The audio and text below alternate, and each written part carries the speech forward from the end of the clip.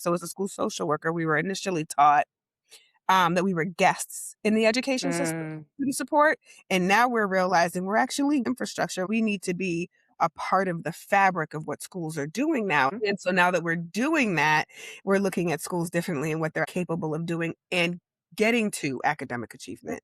I'm going to say the hard thing. These people are highly trained, have to hold separate degrees and licenses, whole second masters, plus licenses we have to hold, and we're Yep. putting them in this box. Why? Why are we putting them in this box instead of bringing Mhm. them into the fold of what education looks like? Every environment at this point is AI mediated. You really can't shake this thing. What does that mean for talking about workforce development for our kids? What does that mean for I need to get a question answered that you don't know the answer is about to give you? And so I had a kid give me a response once, and I was like, "Who told you that?" I was like, "Little girl, you're not depressed. You need a nap. You're exhausted, and you're working, Yeah. and you're helping your family out. It Lot might going be on. depression, but please don't use these words that you don't understand because it's going Right. to lead you down a rabbit we gotta like slow down with this asking ChatGPT everything. It was terrifying, honestly, at the onset, and now it's like everywhere. So like, what do you do?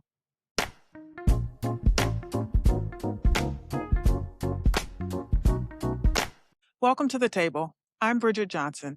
Today, my guest is Sharan Alkins. She founded Counselor and Concierge on one conviction. Student support isn't a service sitting beside the school, it's actually infrastructure. If you've ever seen a policy or a schedule roll out, then realize the people closest to your students weren't in the room for it, today's conversation will give you language for the hidden leadership your counseling team already carries. We get into why so many counselor evaluations run on a teacher's rubric with a few words swapped, handing highly trained clinicians feedback they can't really act on. Then we talked about advisory. Sharan refrains advisory as a psychosocial space it was meant to be, not as a homeroom stand in pass to whoever has a free period. And lastly, she lays out exactly how a counselor walks into goal setting with data tied to achievement anchored in the ACSA standards, and then asks for a seat at the table of the leadership team. Now, here's my conversation with Sharan. I want to welcome Sharan Alkins. Welcome to the table. Thank you for having me at the table. I am great. Happy summer to you. Thank you so much. I appreciate that. So, we're just going to jump right in. Now, you come from a family of educators, and you describe this work as carrying forward a family legacy, which I love. But before we get into everything you're building now, I'd love to start there. What you Mhm. grow up understanding about what schools are supposed to do for young people? Yeah, I thank you for that question. I do come from a family of educators. My mom, 52-year veteran, elementary. Wow. Wow. He still goes back to support with literacy. I love This was it. post-pandemic, they really needed support with young Oh, people I'm and sure. Yeah. reading the gaps, so she actually goes back now a couple days a week, to support the That's, schools, that's and my amazing. father was a tenured professor, his background neuropsychopharmacology, and he Ooh, was that's a. it is a big word. I know, I let me slow down. Let me slow down. Also an educator, and coming from this world of making sure that we are preparing ourselves for whatever comes next in education from the elementary level all the way up through college. And Mhm. so my parents and then my parents' parents were college educated. Oh my There's goodness. an accountant, and before that, teacher. And so fourth generation college educated. So education has really been a part of who my family is, Mhm. and now looking at the next generation, my nieces and nephews, and really helping them explore what careers look like because it actually looks different when we think about what education looks like now. Absolutely. So really helping them Absolutely. explore it from gap years, which is not something we openly talked about in the past, which is now my nieces No. are very much like, "I'm taking a gap year." We were like, I "Oh, okay, I know, what's wrong? right, what's wrong?" And there was nothing wrong. She got into tech and got an internship, right? One of my nieces, and Uh-huh.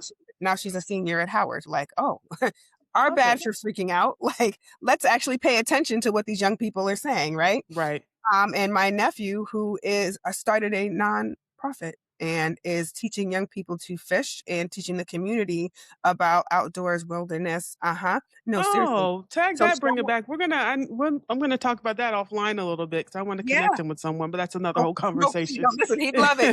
He took this opportunity to go to college and was like, "Oh," he went and was like, "Wait a minute, this is not my passion. Let me figure something Yeah, else," and pivoted. And again, we were like, "Oh," yeah, but these young people, they're thinking, they're smart. Do you know what I mean? And so this absolutely. family, this legacy and this our tradition of education, it just looks different now. And so we're so excited to be watching our young people figure it out. But it comes from this legacy and our parents and our parents' parents. And yeah. Yeah, and I love the fact that you guys are having these conversations and Mhm. can be role models for people doing things a little bit differently because Yeah, it doesn't have to look the same for everyone. That does not equate success anymore. And so exactly. being able to get that through people's heads because, it's scary not to take that traditional route for your parents who want to see the best for their kids and think that that's the pathway to success, don't know other ways. And And at so one now time that it there are so many other ways, mhm, it's a beautiful thing, but still can be scary for some people. yeah. And at one time it was the way, right? Like at one Yeah, time no, absolutely. It it was was. the way out, and now it looks different. Definitely. So you've held a lot of different roles. I talked in your bio, school counselor, assistant principal, and leader of alternative educating education settings. And that's a pretty unusual arc, actually. What did moving across those roles teach you that you couldn't have learned from staying in one lane? Well, the first thing is I always thought of myself as a bit of a boss. My my first mentor, Okay. I always shout him out. His name is Mike Ellis.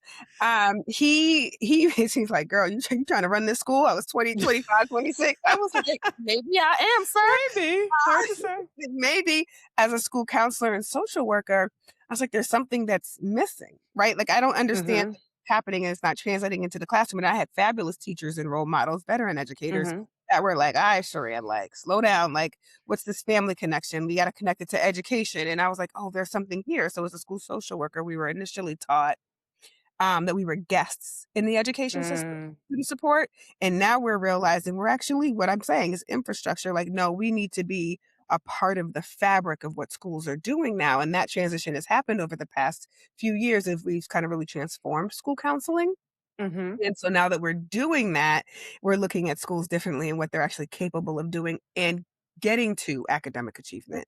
No, I And love so that. that arc actually taught me, it's like, "Oh, no, I'm doing something here." It might not be the traditional in-classroom teacher pathway, but making sure that our students are finding the learning accessible, making sure Mhm. that our parents and families are communicating with the schools, not relinquishing their responsibility of their child's education to the schools, and making sure that our students know how to ask questions, seek support, and engage in a way that's authentic to them and using their voice. And so I was like, "Oh," I was like, "This is Okay. actually, I really like this, but how do I make," and it was difficult to make the change from the school counselor role, and so I was like, "Oh, Sure. assistant principal is next. Got it. Oh, I can be a school leader? I'll do that too." I love it. So, which role gave you the clearest view of what student support actually requires to work? The school counselor role. The Okay. every because I was with the kids, you're in the God, I hate to say, I was in the trenches. You see Yeah. what kids are going through in the school. You're hearing from the parents directly. You're hearing from the teachers, the leader, like, "Oh, this kid needs this. Oh, this needs to happen. This kid is getting kicked out of class again. Oh, this kid needs recommendation. They need a scholarship to go to school." Like, there were so many moving parts. Yeah. So that role and but you're in a small space, and so I was like, I see, but I'm not having the leadership impact that I wanted to Mm, have. And so that gotcha. really gave me the clearest view, but for the impact, I had to shift roles. Okay. Awesome. And so you founded Counselor and Concierge because you saw that gap, and counselors and school leaders being asked to do to do way more without the support, tools, or clarity to do what matters most. And Mhm. so, what did that gap look like from where you were standing? And I think you've already talked about this a little bit already. Yeah, so when I became a school leader and I was working in my principal pods and groups and we're preparing our quality school plans and we're using the Mhm. district improvement plan, Yep. the student improvement data, it was vague or it was about attendance, right? And I was like, Okay, but what's impacting the attendance? There's other barriers we're not talking about. So our student support data we were collecting wasn't actually informing the school improvement data, and Mm, that was the gap that I realized, but not until I was a school leader. So I was doing all this work as a school okay. counselor, but wasn't making Yeah. it translate. Now I'm sitting as a school leader like, "What is going on, and why aren't we having this conversation together?" And I was like, "Oh, it's me. Let me close that is. Here you go, Sharan, like, this is what you need to be doing." And so that's where the conversation started. So I started working with my school counselors and Mhm. were exceptional and just basically saying, "Hey, your data needs to translate to achievement, and we need to be talking about Absolutely. whatever the barrier is preventing the student from getting it done and Mhm. that through line, and that's what helped us close the gap." I love that. And so that's a powerful distinction. Student support is not a standalone service. Yeah. It's essential, to the infrastructure. And so, talk a little bit more because you just said, I think that was a nice introduction to this question about what it means in practice for a school to treat it as infrastructure versus a department or program. Wow. Yes, and this is where, sometimes people be like, "What is she talking about? She sound crazy." I'm gonna say the hard thing, right? Like, Say the when hard thing, friend. these people are highly trained, have to hold separate degrees and licenses, especially if they're LMHCs, licensed mental health counselors, Yes. social Hmm. workers. So now we're talking about whole second masters plus licenses we have to hold, and we're Yep. putting them in this box. Why? And then I was like, Good question. let's answer that hard question, like, why are we putting them in this box instead of bringing Hmm. them into the fold of what education looks like? And so is education its own entity? Yes, it is, but we can Yep. speak educationese. We can come in right, and we can come That in I'm stealing that, by the way. please do. Please do.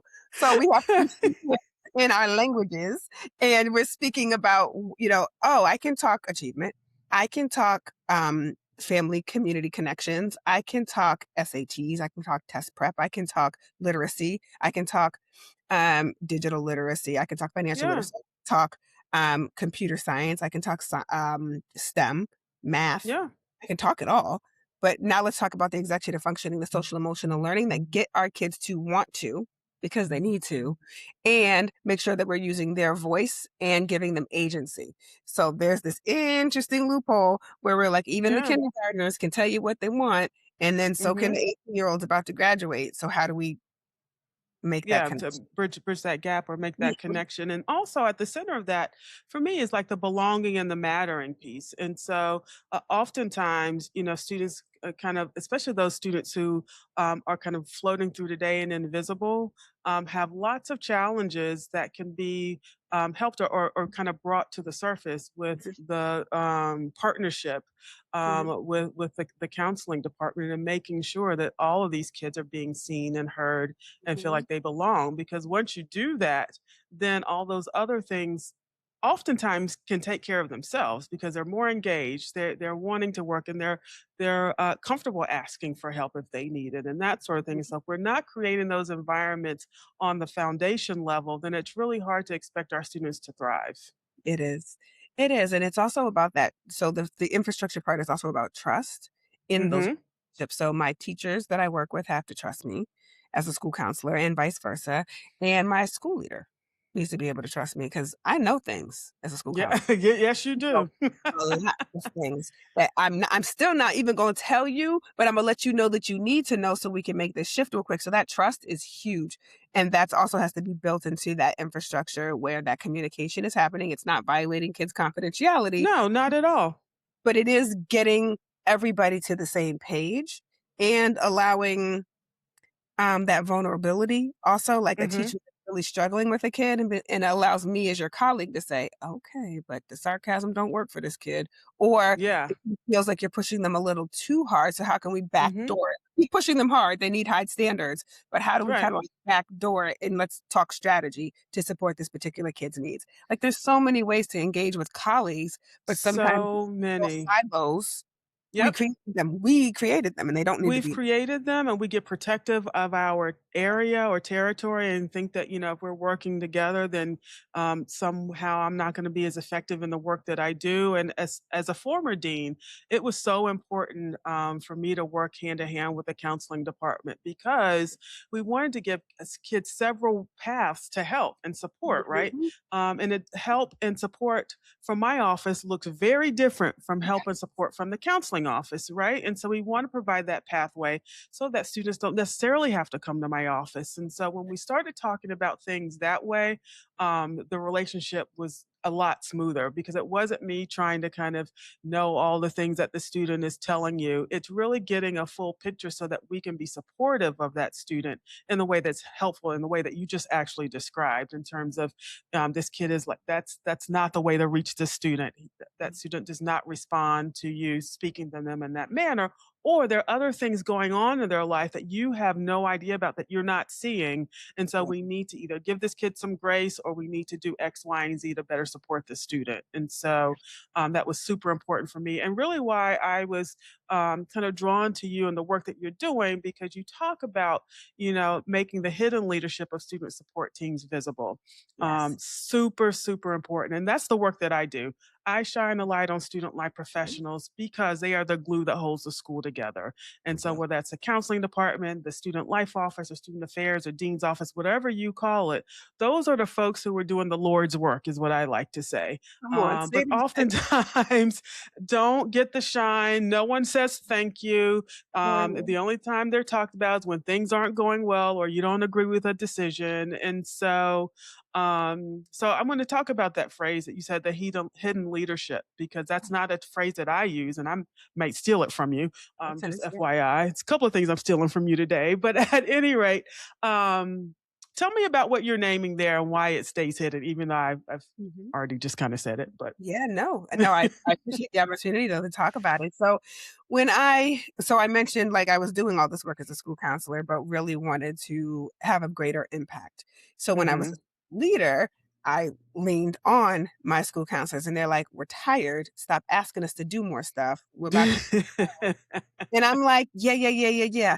Cool, thank you for letting me know that. But I see you, but here's the visibility." But then I yeah, had to figure out how to improve their capacity. So I had to yes, create spaces for them. So when I say hidden leadership, I'm talking about 2 things, visibility and capacity. So I'm not hmm overworking my counselors, but I am leveraging them and what they're capable of to, again, inform our student and inform our school improvement plan and data, and uh-huh, then also make sure that as a school leader, I'm giving them actionable feedback and providing them with strong coaching, right? Because I love also that. as Yeah. school leaders, you're trained as educators, and I love you all. Don't hear this any other way, educators. I love you in your training as educators and classroom teachers, but have you ever looked back at your feedback and your evaluations to counselors? It's based usually on a teacher rubric with a couple of words changed, and it's not actually Mm, them. There's not any improvement that they can do. So that is where the hidden leadership comes from. So I'm talking to my directors of school counseling, my superintendents, my principals, and I want to talk to them about let's leverage and make them visible. And then I'm talking to my counselors and saying, mhm. it's okay. Let's build your capacity so you can have the impact that you need and really help move the achievement needle for our students. Yeah, and I hope, because I know some schools that may not be giving feedback to counselors in a real effective way. I mean, they probably, I mean, I know that they get their feedback from their supervisor, but not from the school at large. And Mhm. so that's valuable and rich information for people to grow as professionals. And I It think is. it's really important. For Um, So we talk a lot on the show about the idea that the presenting problem is rarely the actual problem, right? And so you're navigating that same dynamic from the counseling side. And so what do you see underneath the surface most often? Or is that, I mean, is there a most often? No. I didn't think And so. wait, no, and yes. And so Okay. sure, it's really no, because it changes so often, Right. right? And as we know, we were working pre-pandemic, and I know people are sick of hearing this, but this ain't that anymore. This post-pandemic life and these kids, these Different. babies, they're different. They are And so different. we Yep. have to be honest with ourselves that the structures and environments that were in place and that we were allowing to continue most of the Mm. time can no longer happen. And these children, these young people know how to advocate and voice and use Yeah. their voices to let us know that it's not working. However, there's another side to that when you think about human development and adolescence. Our young people, there's still some learning that they need to do. They think they know everything right now. They don't. Right. However, however, there are some strategies and skills that we can give them to be like, okay, we hear you, but you want to start a revolution. There's consequences to revolutions. So let's at least look at the picture before you go tear this thing up. And so, but Yes. how do we make that change? How do we have those conversations and work together so we can Mm, have the desired change and effect that yeah. we want in our learning communities? Awesome. I love that. And so your work focuses on how aligned and supported adults create better outcomes for students, right? Yeah. But what do you see when us adult systems are misaligned, and how does that show up for the kids? Chaos. It's chaotic and it Yep. doesn't feel good. You're in that and that's when you see the counselors or the teachers all burnt out. The kids Mhm. are either disengaged, they're apathetic, or they're just full on unruly. And then you don't see the learning showcase itself in a way that matches the community and world around us, Mm, stagnant. And that's where I get terrified at this point. I was like, why are we still teaching this? Why does this learning still look like this? This is not the world these kids are about to enter. Can we have these difficult conversations? Please. And it doesn't mean you have to change your curriculum. It doesn't mean you have to upend everything you know about teaching and learning. But it right. does mean that we need to be flexible and it does mean we need to be vulnerable to what transformation actually has to look like right now. Yeah, I love that. And so when you start working with a school who's trying to build better adult alignment, what does that starting point look like? Like, where do you begin, and how do you get them kind of started on the right path? Yeah. So the first thing is trust. Mm, And those that are takes a minute. that's it can take a long time. Yeah. And so my mentor, I think I mentioned his name when we started. If I did, I'm gonna do it again. Yes. Mike Ellis. Oh my God. Like my whole heart, Like, right? I need to meet Mike Ellis. You do. He's retired now, and I will tell you, but he's not. He's in my heart forever and always. Fair And enough. he taught me God, family, and everything else. And if you operate from that space, you build. Hmm. So young, 25 something, I'm like, oh, I'm going on a long weekend. Come in like tired. He's like, girlfriend, you can't be late, and these kids need you when you show up. So show up Yeah. whole, or take Yeah. the day. But he was like, don't show up and not give what you're supposed to be here to give because these are humans. And when you're building human capital, you can't be lazy. You can't Yeah. be I disconnected. love You that. can't give your best self. So he was like, be true to your God, your higher power, whatever you call him or her. Uh And huh. then right, and then family, your family does take precedence in your life. You're taking care of yourself and your family, and then Hmm. everything else will fall into place.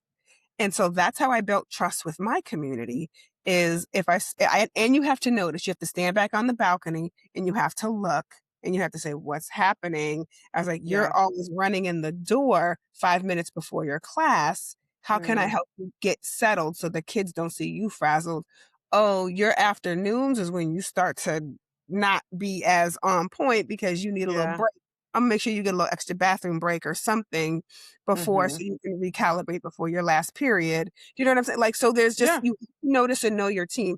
And when you have large staffs, 1,400 kids, I know that's not as possible, but that's why you build your dean and your network team around you to say, Exactly. hey, we know what these folks need. And then when folks have family members that are sick, someone's going to give birth soon. So you got to create more coverage or there's stuff Hmm. going on that a student issue is there's an uprising that you have to address that's overwhelming the staff. You have to take that leadership role. And then as a leader, you have to have your team or your colleague or the person you can go have a drink with later and just be like, look, today was a day, and they're just going to Yeah. support you through it. Yeah. I love But it's that. you And build we the all family, everything else. exactly. And that support system is so important. Having someone that you can debrief to, having your person, is really helpful in this work that we do. The work is already hard enough, and to kind of keep yourself kind of contained or don't have a time to debrief or bounce things off of people really contributes to the burnout. It does. So you want to make sure that you have those support systems.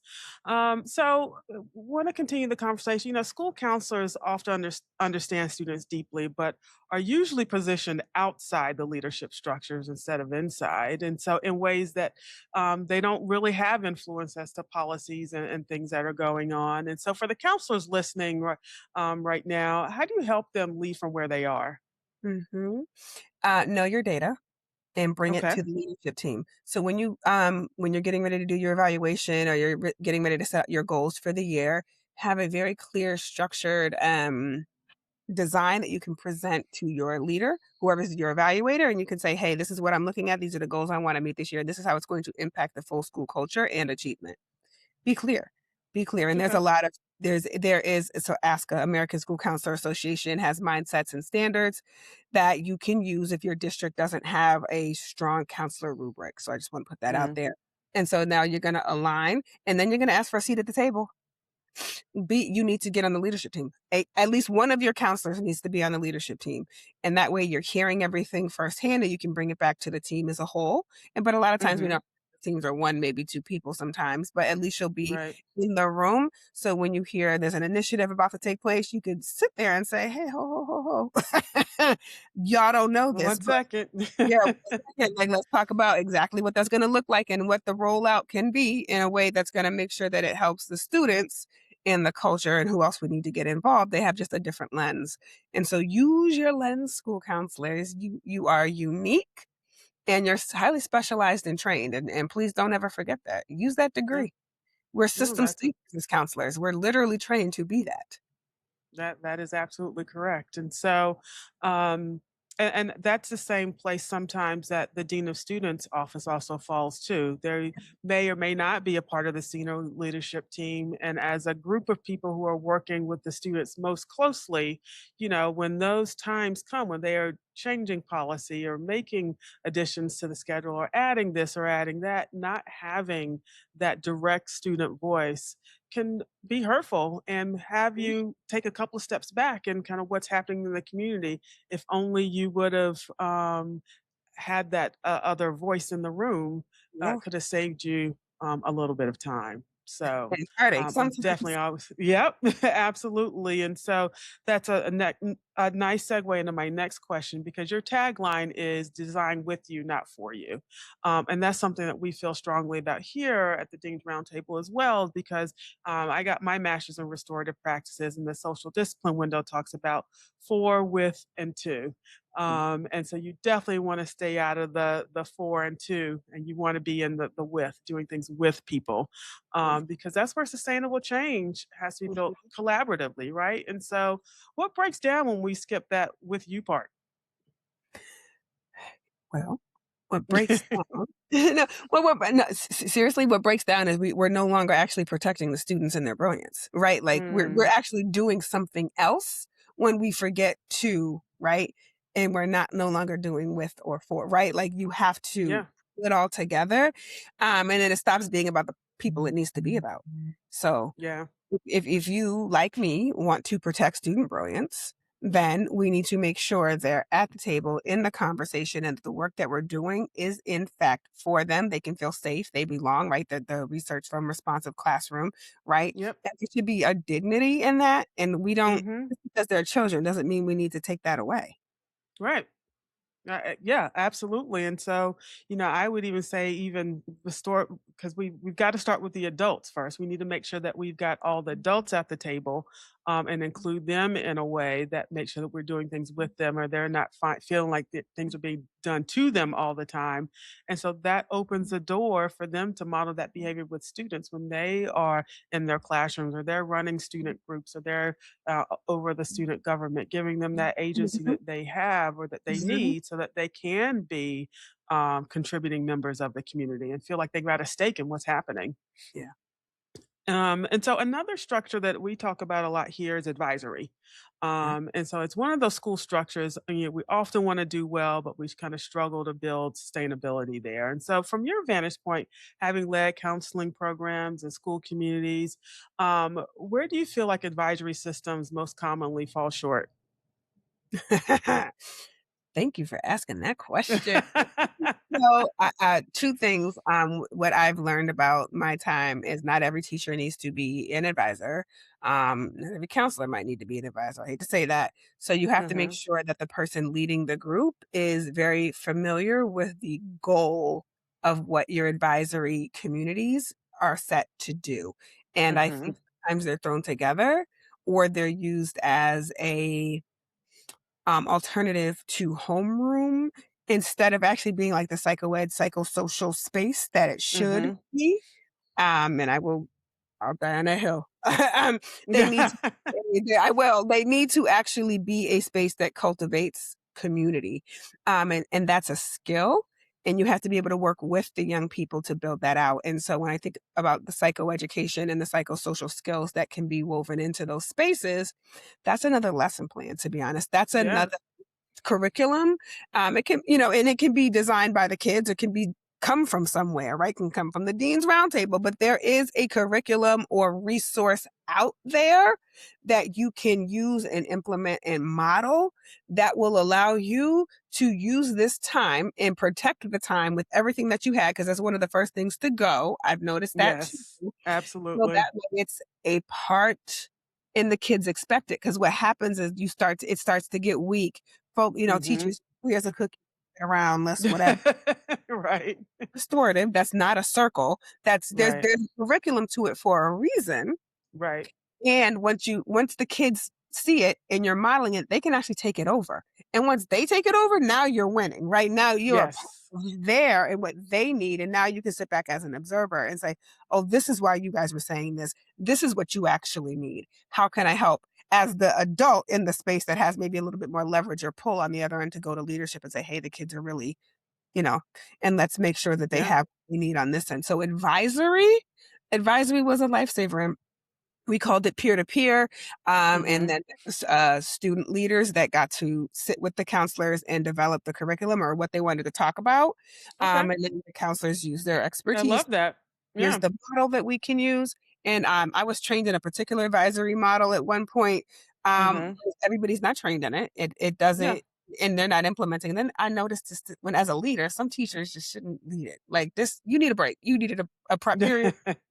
Please don't lead advisory. That this is not for Yeah. you. Like, not everybody should do that. You might be a great math teacher, but if being advisor is not it. So then also making sure that you have the right people in place to facilitate and support. Excellent. And when you think about the felt experience of belonging and safety for students, what are the structural conditions that most reliably support it? And then which do schools most often underinvest in? So, what are the things we're looking where do the schools fall down in underinvesting in those support structures? Mhm. So the first place is in those common spaces like advisory.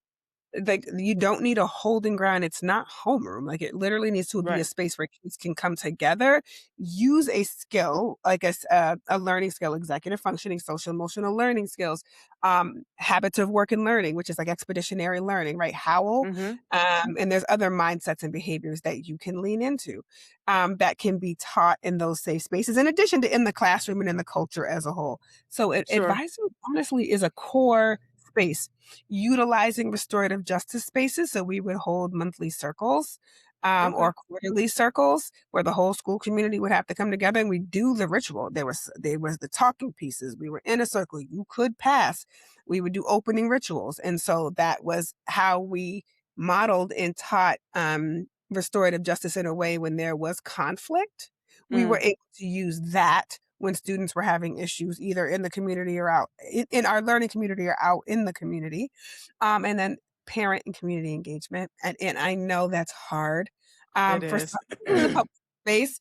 Um, Parent and community engagement, we have an open door. I might be busy, but Imma find time for you as a school leader, and yes, the Yep. teacher's teaching right now, but here's their calendar. If you wanna hop on a call with them, this is when their prep periods are. They'll be before school, after school, a couple times a month to Mhm. create spaces. And so between advisory, having accessible, clear pathways to talk to teachers and leadership, and then using that restorative model, particularly in my all ed space, that was key for us. Oh, and establishing a welcoming procedure. So Okay. we would do orientation. no matter Mm. when you started, and we'd go through the handbook and Oh, then I some. love that. That's great. Yeah. So there was always something where you weren't just thrown in. "Oh, here's your first day of class." Is like, Good yeah, luck. it is, but we actually will do this welcome, and we do an orientation with you. You get like Great. a piece of swag, something to welcome you into the community, so you at least could walk in and be like, "Oh, I do belong here." Okay, wonderful. So, Sharan, can you have a strong school culture without a well resourced, well positioned counseling team? Is that possible? It is because I did it, but it shouldn't be. Okay. So you can be good and you can Mm-hmm. lead a high quality community and you can leverage your resources, you can do the fundraising, you can right you but it requires so much more if we would just adjust our policies, our procedures, our politics, and Mm, give our schools and communities what they needed. So can you do it? Yeah, you shouldn't have to. okay. That is a fair answer, and I appreciate that. So I'm going to switch gears a little bit as we think about coming to a close. And so I know you're pursuing your DSW with research focused on the ethical integration of AI into student-centered practice. We have to talk about AI, right? It's just it's around us in everything that we do. And so, what questions are you most focused on? And do you have some concerns about where AI is heading in schools? I do. I Okay. do because of student voice. And so one of the Mm. things that I noticed in 2022-23 when it launched, that first graduating class, all them papers looked real different all of a sudden. Like, "You haven't written a paper like this ever. What is going on?" And it really, it started the conversation around plagiarism. I remember seeing a 2020 news special on a kid not being able to graduate because they said he cheated, and he was like, "I didn't cheat. I told AI what to write, and it wrote it for me." You know what I mean?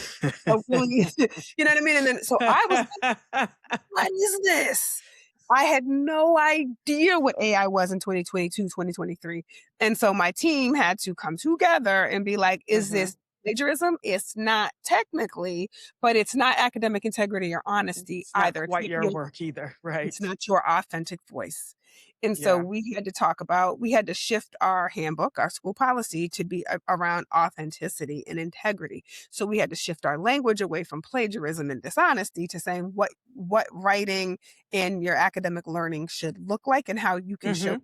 And it's not by telling AI what to do for you. However, Mm. now 3 more years later, it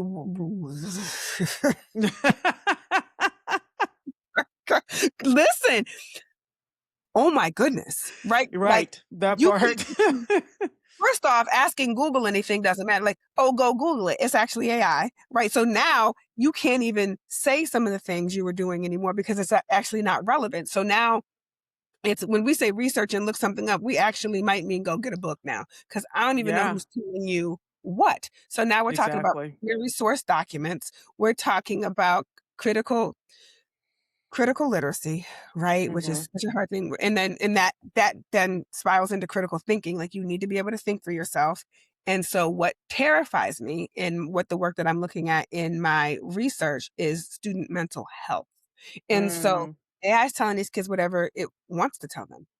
Now, Yeah. I learned how to train a GPT? I have. Do I use various different platforms? I do, but I also wrote papers in the 2000s, the 99s and That the 2000s. part. The 9-9. So, I can go to the library and Right, look something up, and I know what Dewey Decimal is, and I know how to do the research and pull and highlight. I know how to write a paper, right. and I know what plagiarism looks like because I copied it from the book versus it told me, and I have no idea where that source just came from. Or is Right. it actually the source because it could have pulled this from anywhere, and someone Yes, might. from anywhere. Mhm. So, it's insane, right? It is. I don't I'm terrified yet hopeful. And Okay. so the work that I wanna do and I wanna research is around student mental health, the way that they're understanding AI and large language models, and I wanna teach students and families how to use it, but by knowing what it is. And so that's the work I'm still early in the program, so I'm a Okay, fair enough. couple semesters in, but right now that's where this beginning research is starting to Mhm. take shape for me. Okay. And make sure that my young people because every environment at this point is AI mediated. Like, you Yeah. can't go to Wendy's and not talk to AI anymore. It's not even a Mhm. young 16-year-old cashier. It's a It's a screen. It's great, and it's AI, Yep. and I was like, Wow, you really can't shake this thing." Nope. So what does that mean for talking about, workforce development for our kids? What does that mean for I need to get a question answered, but where is this information actually coming from? And Okay. I'm struggling. I just wanna ask, "Should I feel like this, AI, and what can we do about it?" But you don't know the answer it's about to give you. And so I had a kid give me a response once, and I was like, "Who told you that?" Who told you that? Where'd that come Yes, from? ChatGPT, and I was like, "Little girl, you're not depressed, you need a nap. Can you" and I don't mean to diminish depression, but I No, but literally "No, honey, you're exhausted and you're working yeah, and you're helping your family out," and I was it's a like, "It lot might going be on. depression, but please don't use these words that you don't understand because it's Right. gonna lead you down a rabbit hole, like, we gotta, like, slow down with this asking ChatGPT everything." And so Yes, that was absolutely. it was terrifying, honestly, at the onset, and now it's, like, everywhere, so, like, what do you do? Yeah, that's fair. So, all right, when you have found all the answers, we're going to have you back. So, let us know when you're done with that degree because we want all the answers, Sharon. We want them all. So, with that said, tell folks kind of what you're currently doing now and how you can be helpful to them. Absolutely. So I am the founder of Counselor and Concierge, and the work that I'm doing right now is supporting school leaders and district leaders around making that connection, right? That gap that we talked about for Mm-hmm. our student support and counseling teams, and really coming in, please have me, and Yeah. talking, right, please have me. And so I can really help you have those difficult conversations and provide quality feedback and information to your counseling teams. In that way, that cycle of informing your district improvement plan and forming your school quality plan can happen. I'm also a licensed independent clinical social worker, and I have always enjoyed being a supervisor for like school counselors in training. Okay. And so that work has always folded into the schoolwork that I do and Okay. student support teams. So I enjoy all of that work and I still do it today, just from a larger space. I was in a school Okay. and I wanted to have a larger impact. So doing that now from Fair the enough. consultant lens. Awesome. So, Sharon, this conversation has been everything I hoped it would be. The way you think about student support, not as a service layer sitting alongside the school, but as an actual infrastructure that makes everything else possible, is a reframe I think a lot of people in our community really need to hear. So, before I let you go, where can people find you and follow your work? Yes, absolutely. Across all platforms at Counselor and Concierge. AND. So Wonderful. Counselor, Okay. AND, Concierge. Yeah. All right. And so if today's conversation sparks something for you, I hope you'll reach out to her directly. This is the Yes. kind of cross sector thinking that makes our schools stronger. We'll also include that information in the show notes as well for you to have. And if you're not already following us on Instagram and TikTok, search Further Things Roundtable on both platforms. We'd love to see you there. If you're enjoying the table, please subscribe, share it with a friend, or leave us a review. It really helps more people find us. So thank you for pulling up a chair at the table today. I hope this conversation gave you something to think about or maybe something to try in your own community. And as always, take care of yourselves, take care of each other, and we'll see you next time at the table. Have a good one. Thank you for joining us for this episode of the Table Podcast Series. Is your student life program delivering on your mission? Our new K through 12 student life assessment moves you beyond anecdotes to evidence-based decisions. Through comprehensive stakeholder surveys and expert analysis, you'll get concrete insights across 8 essential dimensions of student life, from culture and wellness to staff effectiveness and resource allocation. We're seeking founding partner schools to be the first to experience this transformative assessment process and help shape the future of student life evaluation. Today's episode was hosted by Bridget Johnson in conversation with Sharan Alkins, produced and edited by Andrew Sigmund and music by PremiumBeat.com. For any questions, contact information can be found in the episode description, and as always, thanks again for listening.